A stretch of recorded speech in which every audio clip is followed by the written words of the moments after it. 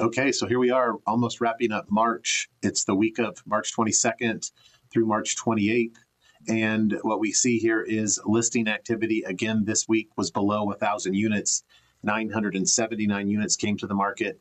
And the median list price for the properties that are coming to the market is still climbing. We've seen that now for weeks now, and it's up to 545,000. So sellers again with this high season, they're getting back to the market, but their prices are a little more aggressive than they've been in past weeks.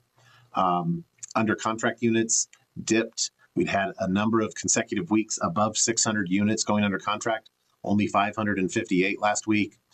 Clearly feeling the effects of the bump up in interest rates that came a result of inflationary fears, and then the Fed not adjusting rates at its last meeting, talking about inflation and the effects of the war on gas prices. And so we expected and we felt sales slow down, and the numbers are showing that in last week's activity. Another thing is that the median price of the properties that have gone under contract for the last 2 weeks and for 5 of the last 6 has been in the 470 to 475 range. So maybe a future sign that in the weeks or months ahead, we may start seeing a lower median sales price because of the activity that's happening in the market with the under contracts right now.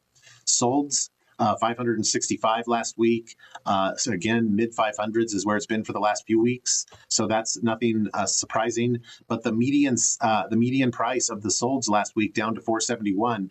We'd had a couple weeks back up at 490 and 495, and it talked last week that maybe prices would go up. But here's the first sign, and then the under contracts of the weeks ahead may suggest a little bit of a softening in the market as we move through high season. That would be a unique phenomenon, not one that we've experienced in the other years, but it just may be that spike in interest rates here at the end of this first quarter that's causing that slowdown, and we'll see that in prices.